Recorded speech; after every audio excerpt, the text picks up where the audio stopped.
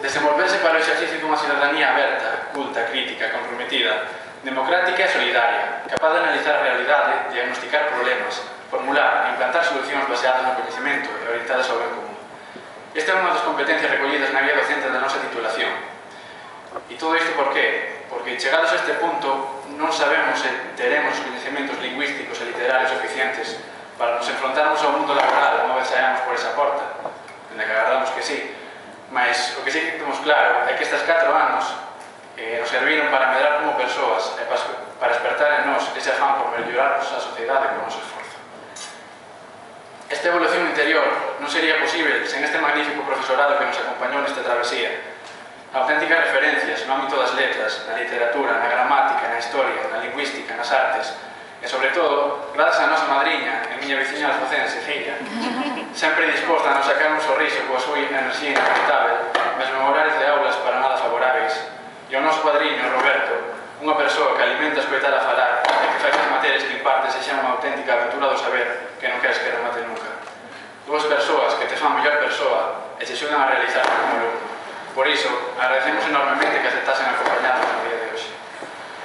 Queremos aproveitar este tempo que a facultade nos ofrece para recordar a todas aquelas compañeras que non están aquí, que comezaron a estudar con nós, mas que foron quedando polo camiño ao ser incapaces das súas familias de afrontar uns gastos totalmente desorbitados para lles dar unha educación.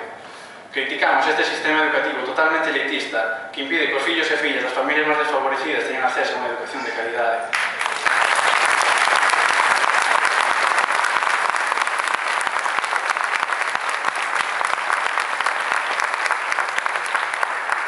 Así que, vendo como está o panorama e o que está ainda por vir, agradecemos enormemente aos nosos pais e nais polo gran esforzo realizado durante todo este tempo por manternos aquí e darnos unha educación.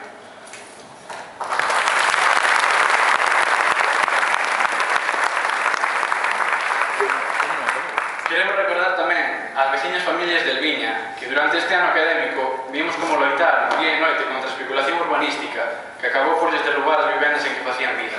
Non podemos ficar á marxe destes acontecimentos nin permitir que caen no esquecemento, porque a vida dunha persoa vale máis que 1000 toneladas de formigón.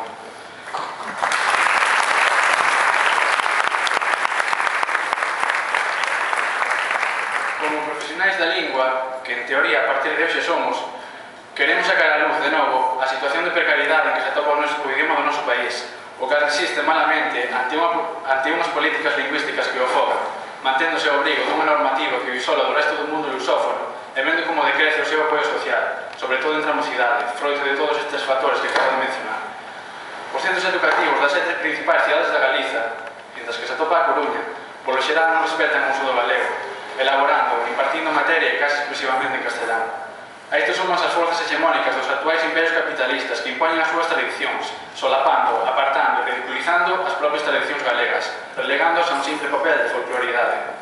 Como filólogos e filólogas, como galegos e galegas, temos a obriga de loitar por porlle freo a esta situación de tolos, por devolver a nosa lingua e cultura ao lugar que pertencen, que é o da maioría social, librando de contaminacións externas que únicamente conducen a unha inminente extinción.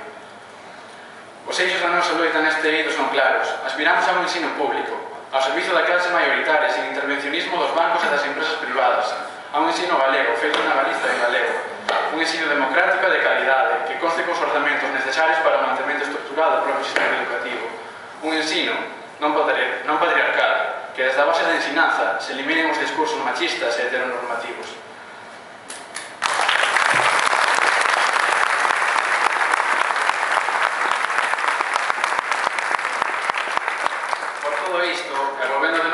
Da minha intervención, queremos agradecer a todo o profesorado o seu esforzo por abrirnos os ollos durante todo este tempo, por axudarnos a creer que un mundo mellor é posible, enchendo as nosas vidas de compromiso social e por prepararnos intelectualmente para implantarnos solucións a estas situacións baseadas no coñecemento e orientadas ao ben común, porque, como dicía un vello coñecido, se o presente de loita, o futuro será noso. Obrigado.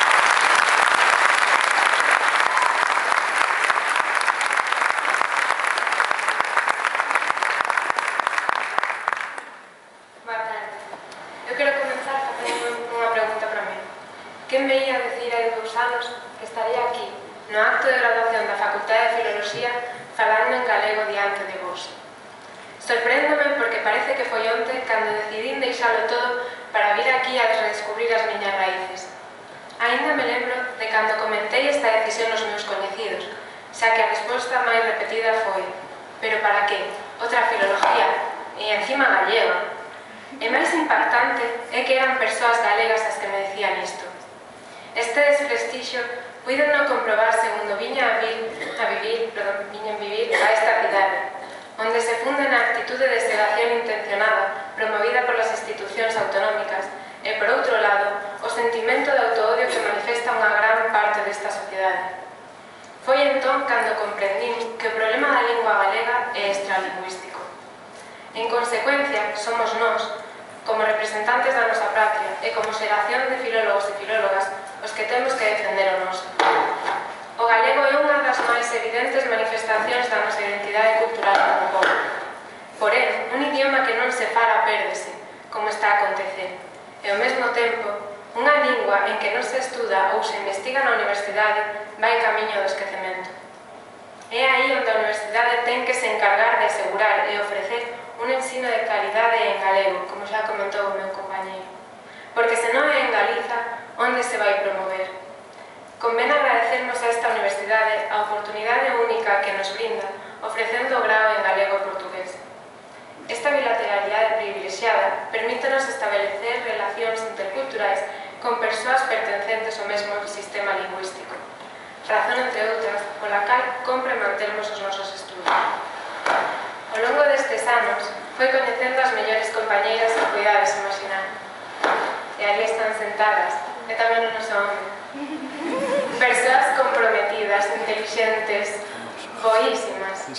Entre todas, desfrutamos inventando palabras, evoluciones do latín vulgar nas aulas de Historia da Lingua, imaginando interpretacións ingeniosas das cantigas, resolvendo quebracabezas a hora de organizarmos os apuntamentos de todas as materias no final do cuadrimestre, tomando moitos cafés con leite na cafetería para mantermos os ollos abertos, sobre todo nesas primeiras aulas da mañá, e mesmo preparando os exames con moita angustia na biblioteca.